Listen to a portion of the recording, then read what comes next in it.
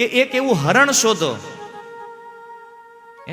જે પોતાની સ્ત્રી સાથે સુંદર ફૂલવાડીમાં ઘાસ ચરવામાં વ્યસ્ત છે. અને હરણ પોતાના કામમાં એટલું આસક્ત છે કે ભમરાવાનું ગુંજારવ જે છે એ સાંભળવામાં એટલું આસક્ત છે કે એ હરણને ખબર નથી સામે વાઘ ઉભો છે અને વાહે શિકારી છે. હવે જાવું કઈ બાજુ? આનો અર્થ સમજાવી દે. રાજા પ્રાચીન બરીએ કીધું ઉખાણું તમે આપ્યું છે નારદજી, તો અર્થય તમે સમજાવો. સારી છે, આને સમજવાથી ખબર પડશે કે આપણે કેટલા ભયમાં છીએ. એ રાજા, આ હરણના ઉદાહરણથી પોતાની જાતને સમજો. હરણની જેવી સ્થિતિ છે ને એવી જ આપણી છે. આપણે તે પરિવારના પાલનમાં અને ધંધામાં રાત દિવસ એટલા વ્યસ્ત છીએ કે આપણને ખબર જ નથી કે આપણા જીવનમાંથી રોજ 24 કલાક ઓછા થતા જાય છે પ્રતિદિન. જેવા રાતના 12ના ટકોરા પડે આપણા જીવનમાંથી એક દિવસ ઓછો, વળી બીજા દિવસે રાત્રિ થાય, ફરીથી 12 વાગે આપણા જીવનમાંથી એક દિવસ ઓછો. આગળ જે રાત છે ને એ વાઘ છે ને પાછળ જે દિવસ છે ને એ શિકારી છે. આ રાત અને દિવસ જ આપણું આયુષ્ય કાપતા રહે છે અને એક દિવસ આપણા જીવનને ખતમ કરી નાખશે. નારદજી સમજાવી રહ્યા છે. આ સંસારિક જીવન ચક્ર જે છે એની આસક્તિ છોડો, કર્મના ફળની આસક્તિ છોડો અને ભગવાનમાં આસક્તિ લગાવો, ભગવાનમાં મનને જોડો. ત્યારે એ રાજા કહે છે, હે નારદજી, તમારી પહેલા મારા ગુરુ ઘણા હતા, પણ એવા કોઈ ગુરુએ મને આવો ઉપદેશ તો કર્યો જ નથી જે આજ તમે સમજાવી રહ્યા છો. એનો મતલબ એ કે મારા જે ગુરુઓ હતા ને એને તે આ જ્ઞાનની ખબર નથી. કેટલી ઉત્તમ વાત રાજાએ કરી. અને આ સંસારમાં તે ઘણાને આવા ભટકાઈ ગયા હોય. જન્મ મરણમાંથી બહાર કેમ નીકળવું ને એ તો આજીવન શિષ્યોને શીખવાડે જ નહીં કોઈ દી. આની ચર્ચા ન કરે, બસ એક જ ચર્ચા કરે, તમે અમારી સેવા કરતા રહ્યો, ગુરુ પૂર્ણિમાએ ડોનેશન દેતા રહ્યો અને અમારા આશ્રમમાં આગતા રહ્યો. બસ એક ગુરુનું એ કર્તવ્ય છે પોતાના શિષ્યને જન્મ મરણના પ્રવાહથી મુક્ત કરે. અને આ જો ન કરી શકતો હોય તો એને ગુરુ બનવાનો કોઈ અધિકાર નથી. ઋષભદેવ કહે છે પંચમ સ્કંદમાં આગળ, જે ગુરુ પોતાના શિષ્યને જન્મ મરણથી મુક્ત કરવાનો માર્ગ ન બતાવી શકે એ ગુરુ ગુરુ નથી. ગુરુ ન સસ્યાત, માતૃ ન સસ્યાત, પિતૃ ન સસ્યાત. એ માં નથી જે પોતાના સંતાનને ભગવત ભક્તિ ન બતાવી શકે. એ પિતા નથી જે પોતાના પુત્રને ભક્તિ ન બતાવી શકે. કહેવાનું તાત્પર્ય એ છે કે પોતાનાથી આશ્રિત જેટલા લોકો હોય એને ત્યાંથી બહાર કાઢવાનો માર્ગ જો બતાવી શકો તો જ તમે એના લીડર બનો. નહીતર કોઈને આશ્રય પોતાના મતલબ આશ્રિત બનવાની જરૂર નથી, આશ્રય આપવા વાળું બનવાની જરૂર નથી. પણ આ કળિયુગના જે ગુરુઓ છે એવી માથાકૂટો આદરી છે આ લોકોએ.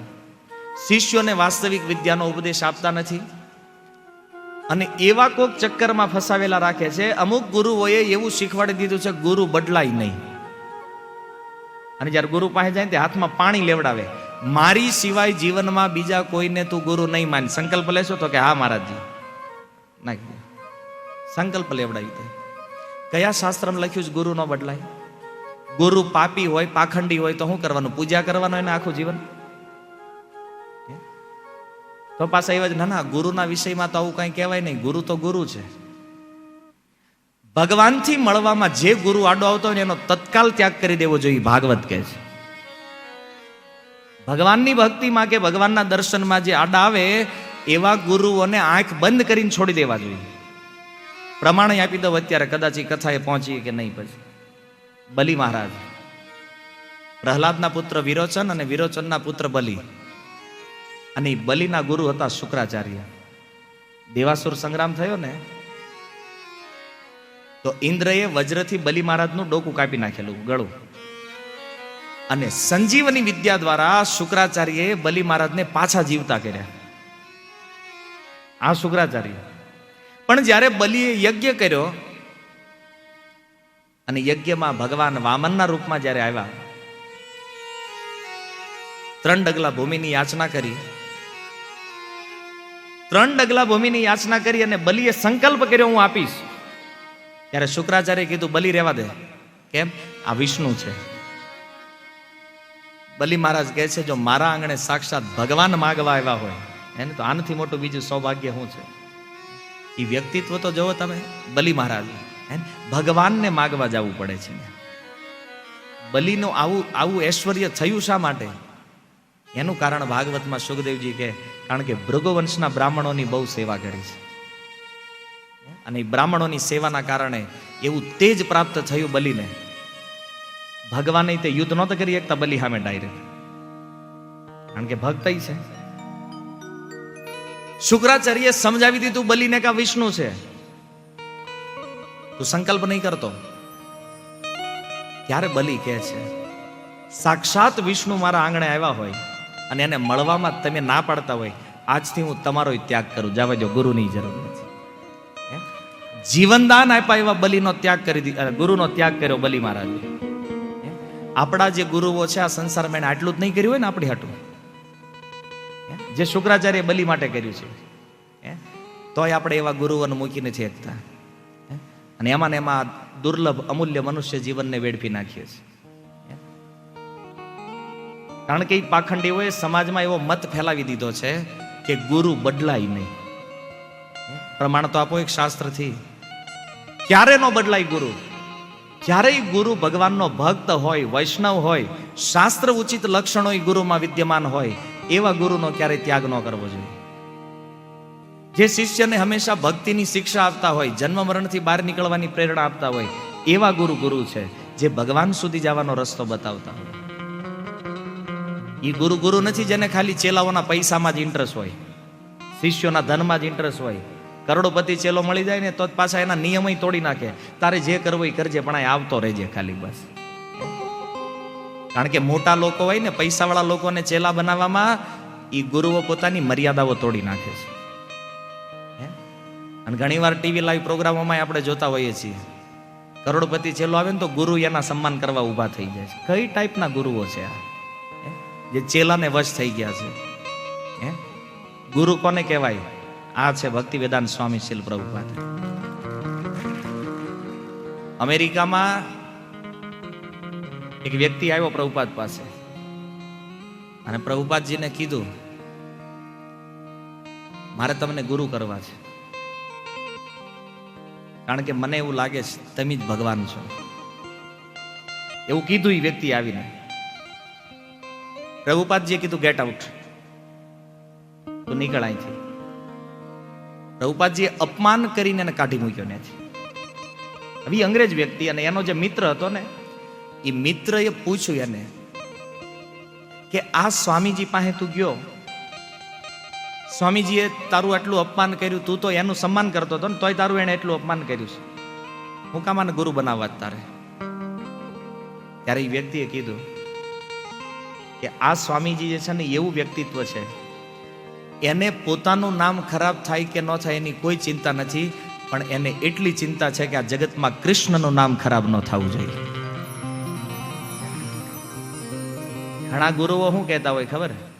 અમે ક્રોધ નથી કરતા. ઘણા ચેલા હોય પાછા વખાણ કરતા હોય, અમારા ગુરુ તો જીવનમાં ક્યારેય ક્રોધ કરે જ નહીં.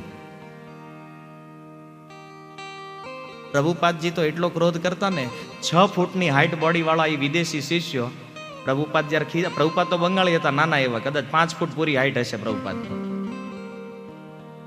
પણ એ 6 ફૂટ બોડી બિલ્ડરો એવા મોટા પ્રભુપાદજીના શિષ્યોને પ્રભુપાદ જયારે ખીજાય ને થઈ જતું. અને આ સત્ય છે. પ્રભુપાદને ક્યારેય ચિંતા નહોતી કે લોકો મારી પાસે ટકશેક વયા જાહે. પ્રભુપાદજીએ પોતાના સિદ્ધાંતમાં ક્યારેય ફેરફાર નથી કર્યો, કોઈ દિવસ. જ્યારે શરૂઆતમાં અમેરિકા ગયા ને તો 10-11 યુવાનો મળ્યા પ્રભુપાદજીને, અને 10-11 યુવાનો જે મળ્યા ને, એણે સેન ફ્રાન્સિસ્કોમાં એક સુંદર કીર્તનનું આયોજન કર્યું. આવું મોટું સ્ટેજ બનાવ્યું, અને એ સમયે કીર્તનના જે બેન્ડ હતા એ બધા બેન્ડને ઇન્વાઇટ કર્યા કે તમે આવો અને સ્વામીજી હરે કૃષ્ણ મહામંત્ર ગાશે, તમારે એમાં સંગીત આપવાનું છે. એ બધા બેન્ડ વાળા આવ્યા, પ્રભુપાદજી આવ્યા. તો એ બેન્ડ વાળા જયારે આવ્યા ને તો પ્રભુપાદજી એનું એક પ્રવચન રાખ્યું ને 26 પેલું જે ઇસ્કોન ટેમ્પલ એમણે બનાવ્યું હતું ત્યાં એ બધા સંગીતકારો બેઠા અને પ્રભુપાદજીએ જાતીય જીવન વિશે પ્રવચન આપ્યું કે તમારા અમેરિકામાં બહુ ખરાબ કલ્ચર છે, બોયફ્રેન્ડ ગર્લફ્રેન્ડ વાળું, કે વિવાહ વગર છોકરો છોકરીઓ સાથે રહે. તમારે જો ભક્ત બનવું હોય તો આ કલ્ચરને છોડવું પડશે. જો છોકરા છોકરી તમે એકબીજાને પસંદ કરતા હોવ તો લગ્ન કરી લો અને કાં છૂટા પડી જાઓ. બાકી આ કલ્ચર ભક્તિ માટે યોગ્ય નથી. ઇસ્કોનની શરૂઆત હજી 1 કે 2 જ મંદિરો બનેલા ત્યારની આ ઘટના છે. પછી ઈ તો બધા વયા ગયા, પણ એમાંથી એક બેન્ડ પાર્ટી જે હતી ને એને આ પ્રવચન ગમ્યું નહીં. પ્રભુપાદજીએ કીધું ને બોયફ્રેન્ડ ગર્લફ્રેન્ડ કલ્ચર ન હોવું જોઈએ, તો ન ગમ્યું એને. એટલે પ્રભુપાદજીના એક શિષ્ય એમણે આવી અને પ્રભુપાદજીને કીધું, સ્વામીજી તમે જાતીય જીવન વિશે પ્રવચન નહીં આપતા. આવે કેમ? કારણ કે આજે ઓલા છોકરાઓ આવે છે ને એને ગમતું નથી. પ્રભુપાદ લીલામૃતમાં લખ્યું છે. પ્રભુપાદજી શું ઉત્તર આપ્યો અને જાણો છો? તમને અમેરિકનોને ખુશ કરવા માટે હું મારું તત્વજ્ઞાન બદલી શકું નહીં. તમારે શિષ્ય થવું હોય થાવ, ન થવું હોય કાંઈ નહીં. આ પ્રભુપાદ છે. જરૂર હતી એની વખતે શિષ્યોની, તે પૈસાની, તે બધી, પણ છતાં પ્રભુપાદજીએ કોઈ દિવસ સિદ્ધાંતમાં કોમ્પ્રોમાઇઝ કર્યું અમેરિકા જેવા દેશોમાં નહીં. ગુરુ કોને કહેવાય? પ્રભુપાદનું જીવન ચરિત્ર છે, એક બુક્સ લખાણી છે, પ્રભુપાદ લીલામૃત. એકવાર વાંચો તો ખબર પડશે આ જગતમાં ગુરુ કોણ છે. જેણે પોતાના નામની, ધનની ક્યારેય લાલસા નથી રાખી. પ્રભુપાદજીએ જ્યારે શરીર છોડ્યું ને ત્યારે એમના શિષ્યોએ પૂછ્યું, પ્રભુપાદજી આ ઇસ્કોન કોનું છે? પ્રભુપાદજીએ કીધું કે આ આખી સંસ્થા મારા શિષ્યોની છે. નહીતર એનોય પરિવાર હતો પ્રભુપાદ, આજે છે બંગાળમાં. હજી આ સ્વામીજીનું ફેમિલી છે આજે તે, પણ 1 રૂપિયો એને પોતાના પરિવારને ન આપ્યો. પ્રભુપાદજી કહે છે આ સંસ્થામાં જે કાંઈ સંપત્તિ છે એ બધી કૃષ્ણની છે, અને મારી પછી આવવા વાળા જે મારા શિષ્યો છે એમના શિષ્યો, જે લોકો આ સંસ્થામાં રહી સેવા કરશે, કૃષ્ણ ભક્તિનો પ્રચાર કરશે, આ ઇસ્કોન એનું છે. પ્રભુપાદે ક્યારેય ન કીધું કે મારું છે. આ ગુરુ છે જેના મનમાં લાલચ નથી. ગુરુ એટલે એક જ લક્ષણ, જે પોતાના હૃદયમાં રહેલી કરુણા જે છે ને એ કરુણા પોતાના શિષ્યને દેવા માંગે છે. ભક્તિની જે કરુણા જે આ જગતના જીવોમાં વિતરિત કરવા માંગે છે, જગતના જીવોનો આ નરક જેવા સ્થાનોથી ઉદ્ધાર કરી શકે અથવા કરવા માંગતો હોય, આ ગુરુ છે. જેની નજર કેવલ સારા ચેલાઓ અને ચેલાઓના ધન ઉપર રહેતી હોય ને, આ ગુરુ ગુરુ નથી. પ્રભુપાદ તો એમના પ્રવચનમાં ક્યારેક ઝટકાવી નાખતા તો ગાળવી દઈ દેતા. રાસ્કલ, નોનસેન્સ, એમના ઇંગ્લિશ પ્રવચનોમાં આ બધું તમને જોવા મળશે. પ્રભુપાદને પોતાની ઇમેજની કોઈ ચિંતા નહોતી. દુનિયા મને માને કે ન માને, પણ કૃષ્ણને માનવી જોઈએ. મને ભલે ન માને, પ્રભુપાદ કે મને ભલે લોકો ગાળો આપે, પણ ભગવાન કોણ છે અને ભક્તિ કેમ કરવી, આ તો શાસ્ત્ર અનુસાર જ થવું જોઈએ. આ પરંપરાઓ છે. ગુરુના લક્ષણો શાસ્ત્રમાં વર્ણિત છે, અને એ લક્ષણોને સમજી વિચારી અને પછી ગુરુ ધારણ કરવા જોઈએ. જે ગુરુને આત્મતત્વનું જ્ઞાન જ નથી, ગુરુ બનીને કરશે હું? ખાલી પરંપરાઓમાં આવતા હોય એટલે ગુરુ બનીને બેહી ગયા હોય વ્યાસપીઠ ઉપર, શું કરશે આવા લોકો? એટલા માટે ગુરુની જ્યારે ચોઈસ કરો ને, બહુ સાવધાની પૂર્વક કરવી જોઈએ. સૌથી પહેલું લક્ષણ એ ગુરુ ભગવાનનો ભક્ત હોવો જોઈએ. જ્યારે ગુરુની ચોઈસ કરવા નીકળો ને ત્યારે પહેલું શું જોવાનું છે? એ ભગવાનનો ભક્ત હોવો જોઈએ. બીજું લક્ષણ, શબ્દ પરેચ નિષ્ણાંતમ, ભાગવતમાં અનેક વાર આવ્યું છે, એકાદશ સ્કંદમાં. શબ્દ બ્રહ્મમાં નિપુણ હોવો જોઈએ. એવું નહીં કઈ બોલતા જ ન આવડતું હોય. ઘણી વાર જોઈએ અમુક હાવ ચૂપચાપ, ગુરુને આમ એવું લાગે કારણ કે આવડતું જ નહીં હોય. શિષ્યને કોઈ ઉપદેશ નહીં, કોઈ પ્રવચન નહીં, બસ ચેલાવો આવે, ગુરુને પગે લાગે, નીકળી જાય, વાત ખતમ. શબ્દ બ્રહ્મમાં નિપુણ હોવો જોઈએ, ગુરુનું બીજું લક્ષણ છે. ત્રીજું, પોતાની ઇન્દ્રિયો ઉપર સંયમ હોવો જોઈએ. જે રૂપ ગોસ્વામીએ કીધું, વાચો વેગમ મનસ ક્રોધ વેગમ, જીહવા વેગમ ઉદરોપસ્થ વેગમ, એતાન વેગાન યો વિષહેત ધીર સર્વામ અપી મામ પૃથ્વીમ સશિષ્યાત. વાણી ઉપર સંયમ હોવો જોઈએ, વાચો વેગમ. મનસઃ, મન ઉપર સંયમ હોવો જોઈએ. ક્રોધ ઉપર સંયમ હોવો જોઈએ. જીહવા ઉપર સંયમ હોવો જોઈએ. ઉદર, પેટ ઉપર સંયમ હોવો જોઈએ. અને જનેન્દ્રિયનો સંયમ. આ 6 આવેગોને જેણે કંટ્રોલ કર્યા હોય ને, આવો વ્યક્તિ પોતાની ઇન્દ્રિયોને જીતી શકે. અને આ ગુરુમાં હોવું જરૂરી છે. આ 6 આવેગોનું કંટ્રોલ, ઇન્દ્રિય સંયમ. ભગવાનથી શરૂ થયેલી ગુરુ શિષ્ય પરંપરામાં એનું સ્થાન હોવું જોઈએ. કળિયુગના જે 4 વૈષ્ણવ સંપ્રદાયો છે, શ્રી, બ્રહ્મ, રુદ્ર અને કુમાર, આ 4 સંપ્રદાયમાંથી કોઈ પણ એક પરંપરામાં એનું સ્થાન હોવું જોઈએ, જેને આપણે ગુરુ બનાવવા ચાહીએ છીએ. આ બધા લક્ષણો શાસ્ત્રોમાં વર્ણિત છે. આ મુખ્ય છે, બાકી તો ઘણા બધા છે. આવા ગુરુની યોગ્યતા શું હોવી જોઈએ? અને આ ગુરુ, આવા કોઈ વ્યક્તિ જ્યારે તમને મળે ને જીવનમાં, તો એને ગુરુ બનાવો. અને નહીતર આજીવન ગુરુ વગર રહ્યો, કોઈ લોસ નથી તમને. પણ ખોટાના શરણમાં જવાથી બહુ મોટો લોસ છે. કેમ? કારણ કે એ તો નરક ભેગા કરશે. ઢોંગી ગુરુ ઢોંગી ચેલા, પછી નરક મેં કરે ઠેલમ ઠેલા.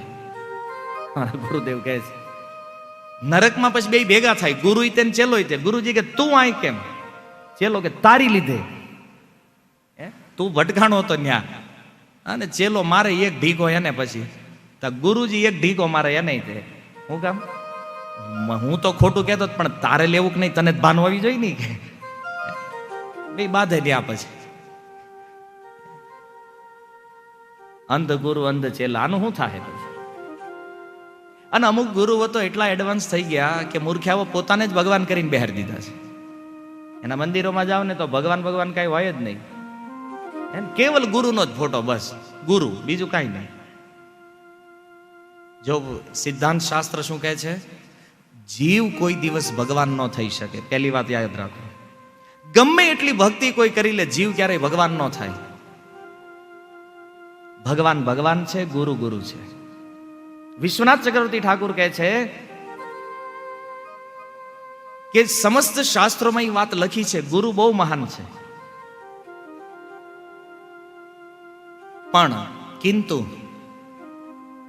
સાક્ષાત હરિત્વેન સમસ્ત શાસ્ત્રે, બધા શાસ્ત્રોમાં એ લખ્યું છે કે ગુરુ ભગવાનની સમાન છે. અને વાત એ સત્ય છે, એમાં કોઈ મત નથી. સાક્ષાત હરિત્વેન સમસ્ત શાસ્ત્રે ઉક્તસ તથા ભાવ્યતે સદ્ભી. કિંતુ, કિંતુ શબ્દ દ્વારા વિશ્વનાથ ચક્રવર્તી ઠાકોર આ મતનું ખંડન કરતા કહે છે, કિંતુ પ્રભોર્ય પ્રિય એવ તસ્ય વંદે ગુરુ શ્રી ચરણારવિંદમ. ગુરુ ભગવાનની સમાન છે, પણ કેવી રીતે? એ ગુરુ ભગવાનના એક પ્રિય સેવક છે. ગુરુ ભગવાન નથી. ગુરુની સેવા, પૂજા, ઉપાસના ભગવાનની સમાન, પણ ગુરુ કોઈ દિવસ ભગવાન થઈ શકે નહીં. ગુરુ ગુરુ છે, ભગવાન ભગવાન છે. આ સિદ્ધાંત સમજવો પડશે. આ ગૌડીય દર્શન છે. ગુરુ ભગવાન પાસે જવાનું એક માધ્યમ છે, જે જીવને ભગવાન સુધી લઈ જાય છે, જીવને ભગવાન સાથે સંબંધ જોડાવે છે. ગુરુ ભગવાન નથી.